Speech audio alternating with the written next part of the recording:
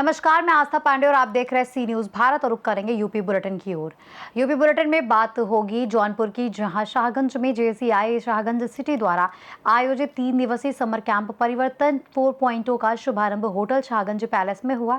साथ ही बात होगी प्रयागराज की, जहां भीषण गर्मी के बीच गरीब नवाज रिलीफ फाउंडेशन द्वारा शहर के विभिन्न स्थानों पर ठंडे शरबत और पेयजल की निःशुल्क सबीलें लगाकर जनसेवा की मिसाल पेश की जा रही है। ऐसी तमाम खबरों पर विस्तार से डालेंगे नजर। खबर आजमगढ़ से है, जहां जिले में पुलिस को एक बड़ी सफलता हाथ लगी है, जहां सर्विलांस टीम ने CEIR पोर्टल की मदद से विभिन्न स्थानों से खोए हुए 448 मोबाइल फोन बरामद किए हैं। पुलिस अधीक्षक कार्यालय पर आयोजित एक प्रेस कॉन्फ्रेंस के दौरान पुलिस अधीक्षक ग्रामीण चिराग जैन ने इस पूरे मामले का खुलासा किया और बरामद किए गए सभी मोबाइल फोन उनके वास्तविक स्वामियों के सुपुर्द कर दिए। बरामद होती है सर, किस प्रकार से होती है, अब तक कितनी से मोबाइल बरामद हुए, थोड़ा सा इसके बारे में बताएं। देखिए, आजमगढ़ पुलिस द्वारा लगातार CEIR पोर्टल के माध्यम से जितने भी मोबाइल रिपोर्ट होते हैं लॉस्ट में, उनको बरामद किया जाता है। इसी क्रम में इस महीने 448 फ़ोन हमारी टीम द्वारा बरामद किए गए हैं, जिनका बाजार मूल्य लगभग 94 लाख रुपए है। इस प्रकार फरवरी 2024 से अब तक टोटल 4650 फ़ोन, जिनका बाजार मूल्य लगभग 11 करोड़ के लगभग है, उनको बरामद करके लोगों को दिया जा चुका है। लोगों से लगातार अनुरोध है कि अगर आपका किसी भी तरह से मोबाइल लॉस्ट हो जाए, गिर जाए, चोरी हो जाए, तो उसको तत्काल प्रभाव से CEIR पोर्टल पर दर्ज कराएं, जिससे कि हमारी टीम उसको ट्रैक करके बरामद करके आपको दे सके। इसी क्रम में जितने भी पुलिसकर्मियों ने इसमें बहुत अच्छा काम किया और ट्रैकिंग करने में हेल्प की है, उन सभी को भी SSP महोदय द्वारा सम्मानित किया जा रहा है। आजमगढ़ से सी न्यूज संवाददाता CB भास्कर की रिपोर्ट। खबर आजमगढ़ से है, जहां कप्तानगंज थाना क्षेत्र में बच्चों के बीच खेल में शुरू हुआ विवाद देखते ही देखते दो परिवारों के बीच मारपीट में बदल गया। बच्चों का झगड़ा छुड़ाने पहुंचे परिजन आपस में भिड़ गए और जमकर लात घूंसे चले, जिसका वीडियो सोशल मीडिया पर वायरल हो गया। मामले का संज्ञान लेते हुए पुलिस अधीक्षक अनिल कुमार ने जांच कर दोषियों के विरुद्ध कार्रवाई के निर्देश दिए। पुलिस टीम ने त्वरित कार्रवाई करते हुए 3 आरोपियों को गिरफ्तार कर न्यायालय में पेश किया, जहां से उन्हें जेल भेज दिया गया। इस कार्रवाई का खुलासा पुलिस अधीक्षक ग्रामीण चिराग जैन ने प्रेस वार्ता के दौरान किया। एक घटना रिपोर्ट की गई थी, जिसमें बच्चों के विवाद को लेकर आपस में 2 लड़के पहले विवाद किए, उसके बाद उनके परिवारजनों ने भी उससे विवाद किया और लातें मारने की वीडियो भी उसमें आई प्रकाश में, और उससे उसके पेट पर और काफ़ी शरीर में चोटें आईं, गुप्तांग पर भी कुछ चोटें आई थी। इसमें तत्काल प्रभाव से मुकदमा थाना कप्तानगंज में दर्ज किया गया था। तीनों अभियुक्तों को, नामजद अभियुक्तों को गिरफ्तार करके माननीय न्यायालय से रिमांड प्राप्त कर जेल भेजा जा चुका है। अग्रिम विधिक कार्रवाई की जा रही है। आजमगढ़ से सी न्यूज संवाददाता CB भास्कर की रिपोर्ट।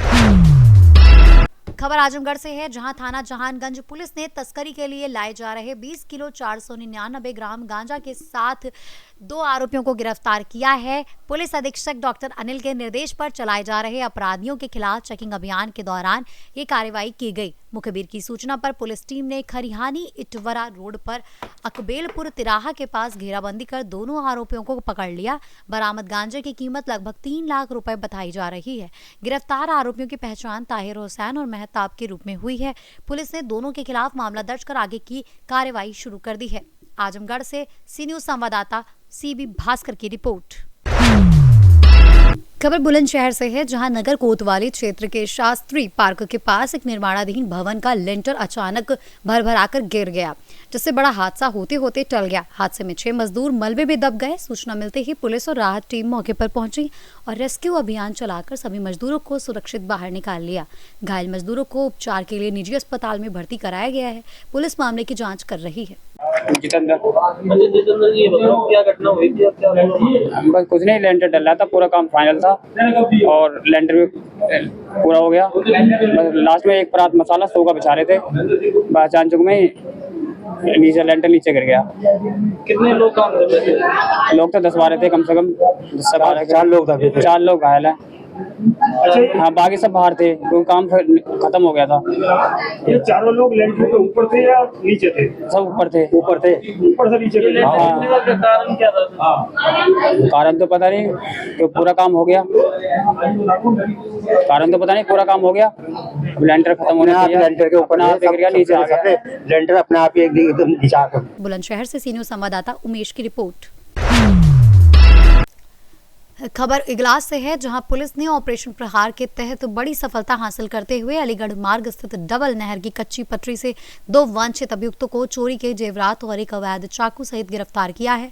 पुलिस के अनुसार सहारा कला निवासी हरिओम पुत्र वीर सिंह ने अपने घर की अलमारी से जेवरात चोरी होने की रिपोर्ट दर्ज कराई थी, जिसके आधार पर मुकदमा पंजीकृत कर जांच शुरू की गई।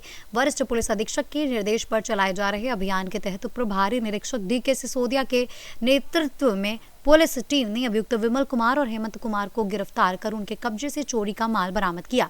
बरामदगी में पीली धातु के आभूषण और एक अवैध चाकू शामिल है। पुलिस ने दोनों आरोपियों के खिलाफ आवश्यक कानूनी कार्रवाई करते हुए उन्हें न्यायालय के समक्ष पेश कर दिया है। इगलास से सी न्यूज संवाददाता इंद्रजीत प्रेमी की रिपोर्ट।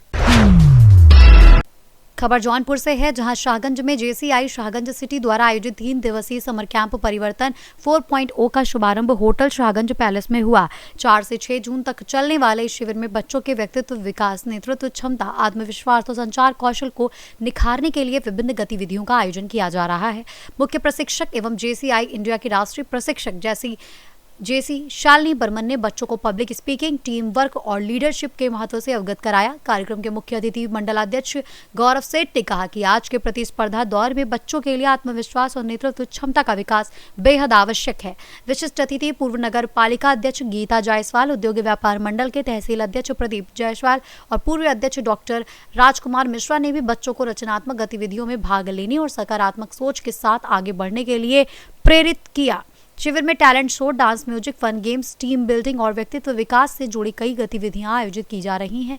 इस अवसर पर संस्था के अध्यक्ष JFM विवेक सोनी, सचिव JC वीरेंद्र जायसवाल सहित JCI के पदाधिकारी, अभिभावक एवं बड़ी संख्या में बच्चे उपस्थित रहे। जौनपुर से सी न्यूज संवाददाता दीपक की रिपोर्ट।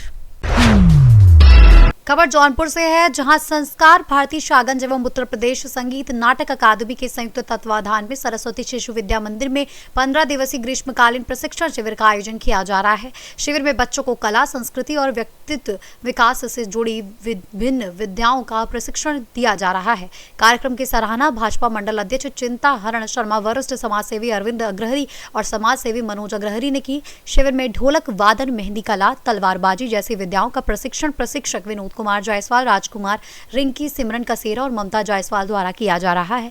शिविर का संचालन अध्यक्ष रचित चौरसिया, महामंत्री वीरेंद्र यादव, कार्यक्रम संयोजक कालीचरण जायसवाल सहित अन्य पदाधिकारियों और सदस्यों के सहयोग से किया जा रहा है। आप सभी को हार्दिक धन्यवाद। संस्कार भारती द्वारा और उत्तर प्रदेश संगीत नाटक अकादमी द्वारा एक संयुक्त कार्यक्रम चल रहा है नाद प्रवाह के अंतर्गत, जिसमें प्रशिक्षक के रूप में विनोद गौरव जी नियुक्त किए गए हैं और विनोद गौरव जी हमारे बगल बैठे हुए हैं। वो आपको बताएंगे कार्यक्रम के बारे में। हमारे दाहिनी तरफ बैठे हुए कार्यक्रम संयोजक कालीचरण जायसवाल जी और बाईं तरफ विनोद गौरव जी बैठे हैं, जो कि बड़ी संख्या में करीब सैकड़ों बच्चे प्रशिक्षण का लाभ ले रहे हैं और उसके बारे में विनोद गौरव जी बताएंगे। सर, क्या सिखाया जा रहा है सबसे पहले नाद प्रवाह के तहत? बहुत बहुत धन्यवाद आपको। आप सभी लोगों की ये दिशा दर्शन बहुत ही उन्नत की प्रखर पराकाष्ठा को आयाम दे रही है। ये संगीत थके मन की अचूक दवा है और ये इसमें ताल जो होता है, संगीत रूपी सिक्का के 2 पहलू हैं, एक स्वर और दूसरा ताल। एक के अभाव में एक नहीं चलता, लेकिन ये ताल जो है इन लोगों को सबसे पहले कम से कम 15 दिवसीय इस समर कैंप के परिसर में इन लोगों को कम से कम 3-4 ताल तो आ ही जाने चाहिए, ताकि हर सारे गानों में ये सभी बच्चे बजा सकें। और सबसे पहले हमने इनको दादरा ताल का प्रशिक्षण दिया है। ये दादरा 6 मात्रा की होती है और जिसके 2 विभाग होते हैं, 3-3 की 1-1 मात्राएँ, और प्रयास ये हमारा पूर्णतम हो कि इन सभी बच्चों को आए और पूरे मन से ये बच्चे अभ्यास कर रहे हैं। तो अम्बा सरस्वती की अनुग्रह इन सबों पर विराजे और ऐसे ही उत्तरोत्तर उन्नत के चरमोत्कर्ष पर इनका मार्ग प्रशस्त हो। बहुत बहुत ढेर सारा साधुवाद, आशीर्वाद, मंगल। कार्यक्रम संयोजक होने के नाते आपके जो प्रतिभागी बच्चे हैं, उनके परिवार के जो अभिभावक हैं या समाज को क्या संदेश देना चाहेंगे कि किस तरह से इसमें पार्टिसिपेट करें, क्या खासियत है?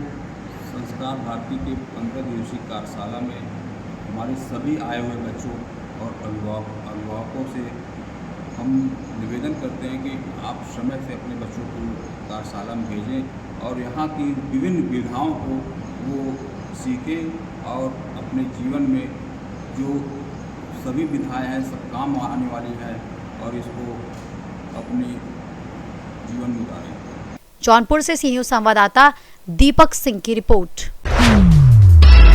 खबर प्रयागराज से है, जहां भीषण गर्मी के बीच दावत-ए-इस्लामी हिंद के कल्याणकारी विभाग गरीब नवाज रिलीफ फाउंडेशन द्वारा शहर के विभिन्न प्रमुख स्थानों पर ठंडे शरबत और शुद्ध पेयजल की निःशुल्क सबीले लगाकर जनसेवा की मिसाल पेश की जा रही है। बस अड्डों, रेलवे स्टेशन और बाजारों के आसपास लगाए गए इन स्टॉलों पर यात्रियों, मजदूरों और राहगीरों को लगातार राहत मिल रही है। जहां संस्था के स्वयंसेवक दिन भर सेवा में जुटे रहते हैं। सिविल लाइंस बस अड्डा स्थित मस्जिद के पेश इमाम हाफिज जुल्फिकार के नेतृत्व में मोहम्मद खालिद अत्तारी, रिजवान शेख, जिशान अत्तारी, मोहम्मद इमरान, आसिफ अत्तारी सहित कई कार्यकर्ता इस अभियान में सक्रिय हैं। संस्था का उद्देश्य गर्मी में प्यासे लोगों को राहत देना और मानवता की सेवा का संदेश फैलाना बताया गया है। साहब, आज इसमें से नवाब यूसुफ रोड की मस्जिद में एक मीठे पानी यानी कि ठंडे शरबत को पिला करके लोगों को राहत दी गई है। इसे लेकर के क्या कुछ कहना चाहेंगे? सिविल लाइन नवाब यूसुफ मस्जिद मदरसा दारुल उलूम मोहम्मदिया के हाथे में गरीब नवाज रिलीफ फाउंडेशन और मदरसा और मस्जिद की इंतज़ामिया ने मुश्तरका तौर पर शरबत का एहतमाम किया, जिसको हज़ारों लोगों ने आज पहले जुम्मे में शरबत पिया है और अभी इंशाअल्लाह दूसरे जुम्मे की नमाज 2:45 बजे है, उसमें भी लोगों को शरबत पिलाया जाएगा। अगर इनकी तादाद की बात की जाए तो अब तक कितने लोगों को मीठे शरबत से जो है सराबोर किया गया और अभी कितना कुछ बाकी है? तकरीबन 1200 से 1300 लोग अब तक शरबत पी चुके हैं। जो 1:45 बजे जमात हमारी होती है, उस नमाज के बाद दूसरी जमात 2:45 बजे है। इंशाअल्लाह उसमें भी ऐसे ही 1000-1200 की तादाद रहती है, जिसमें शरबत लोगों को पिलाया जाएगा। इस तरह से गरीब नवाज रिलीफ फाउंडेशन का आपने जिक्र किया, लगातार हम लोग देखते हैं कि सड़कों पर जहाँ लोग अपने घरों में गर्मियों में दिबके होते हैं, जहाँ बाढ़ की वजह से किल्लतें आती है, तमाम शहरी क्षेत्र, बगाड़ क्षेत्र, इन सब क्षेत्रों में हम लोगों ने लगातार पिछले कई वर्षों से देखा है कि गरीब नवाज रिलीफ फाउंडेशन जो है लोगों की मदद में सबसे पहल आता है। इसे लेकर के क्या कहेंगे? देखिए, इस तरह का काम हमारी कमेटी हमेशा करती रही है, लेकिन गरीब नवाज रिलीफ फाउंडेशन से भी हमारा ताल्लुक़ हो गया है। इंशाअल्लाह हम लोग आगे भी करते रहेंगे। जैसा कि आपने जिक्र किया बाढ़ जब भी आई, कोरोना काल में भी हमारी इंतज़ामिया ने बहुत बढ़ चढ़ कर लोगों की मदद किया है और बाढ़ में भी जो कछारी एरिए हैं वहाँ पर जाकर लोगों को खाना और राशन बांटने का काम किया है। मैं गरीब नवाज रिलीफ फाउंडेशन को बहुत बहुत मुबारकबाद देता हूँ तो वो इसी तरह नेक काम करते रहें और अब उसमें हम लोग भी उनके साथ शामिल रहेंगे इंशाल्लाह। आज के इस मीठे शरबत पानी को लेकर के अपने प्रयागराज की आवाम को किस तरह का मस्जिद के इमाम जुल्फिकार साहब मैसेज देंगे? मैं यही कहना चाहता हूं कि जिस तरीके से गरीब नवाज फाउंडेशन और यहाँ की इंतज़ामिया ने मुश्तरका तौर पर लोगों को शरबत और पानी का एहतमाम किया है, जगह जगह पर लोगों को जहाँ पर लोग प्यासे हैं उनको पानी का एहतमाम किया जाए, चौराहों पर, मोहल्लों के चौराहों पर, ताकि लोग किसी तरीके के प्यासे न रह जाएं, प्यास की वजह से किसी को कोई तकलीफ न पहुँचे या उनकी जान न जाए। एक बार अपना पूरा परिचय। मेरा नाम जुल्फिकार अहमद, मस्जिद नवाब यूसुफ, सिविल लाइन नवाब यूसुफ रोड, इलाहाबाद। प्रयागराज से सी न्यूज संवाददाता जाबिर की रिपोर्ट। फिलहाल इस बुलेटिन में बस इतना ही। बाकी देश और दुनिया की तमाम बड़ी खबरों के लिए बने रहिए सी न्यूज भारत के साथ।